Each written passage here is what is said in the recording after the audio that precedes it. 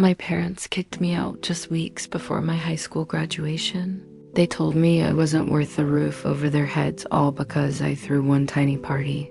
But when it came time to celebrate my big day, they suddenly wanted front row seats.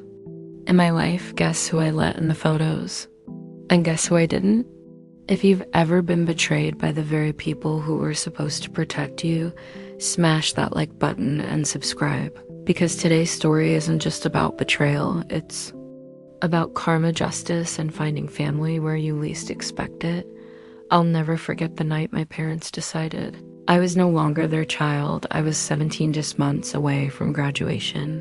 One mistake, one stupid teenage mistake cost me my home life, security, and the illusion that my parents loved me unconditionally. It was a party, not a wild, out-of-control party like you see in movies.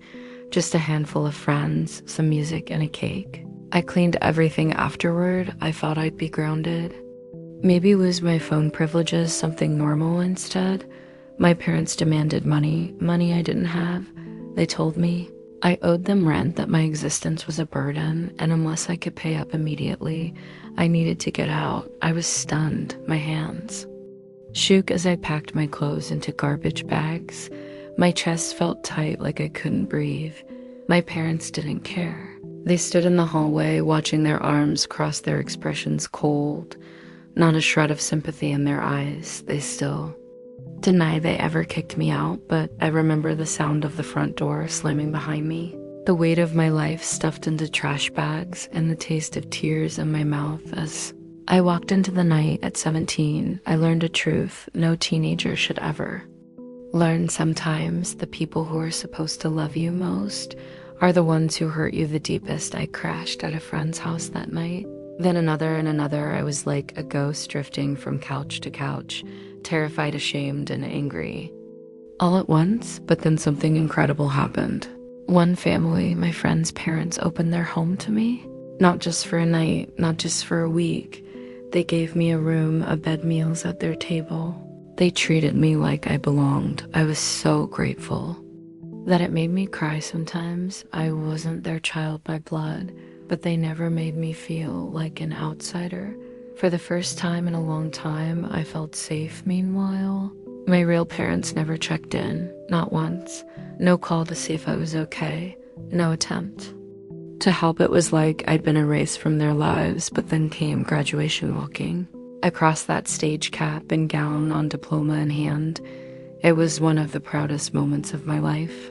But the real moment came afterward. The photos. I stood there, smiling, surrounded by the people who had taken me in when I had nothing. The people who had shown me love without condition. And that's when my parents showed up out of nowhere. They marched up like they had a right to be there. My mother's face twisted with anger, my father's voice sharp as a knife. Why aren't we in the photos? They demanded. Why would you embarrass us like this? Embarrass them. The same people who had thrown me out like garbage months before were now furious that they weren't front and center. And my moment of triumph, I looked at them, my heart pounding, and for the first time in years, I felt powerful. I didn't yell, I didn't cry. I just stood tall with the family that had actually been there for me at my side and said, you don't get to celebrate me now. You weren't there when it mattered. The silence that followed was deafening. Their faces went pale, their mouths opened and closed, but no words came out. The photographers turned back too. Me, cameras clicked, flash after flash, captured me with the people who mattered. And in every single photo, my parents were nowhere to be seen. That was my revenge, not through anger, not through shouting, but by showing the world that they were irrelevant. In my story, that I had found love, support, and family without them. To this day, they still deny kicking me out. They spin stories, twist facts, play the victim, but the pictures tell the truth. My graduation album is filled with smiles, laughter, and people who genuinely cared for me. Parents, they'll never have that memory. They'll never hold that proof of love, and that stings more than any words I could have ever thrown at them. Sometimes revenge isn't about shouting louder or striking harder. Sometimes it's as simple as choosing who gets a seat at your table. I learned that blood doesn't always make family, and that walking away from toxic people can be the sweetest revenge of all. If this story gave you chills, hit that like button and share your thoughts in the comments. What's the most powerful act of revenge you've ever seen? Don't forget to subscribe for more stories like this every week. Until next time, stay strong, stay kind, and remember living well is the best. Revenge.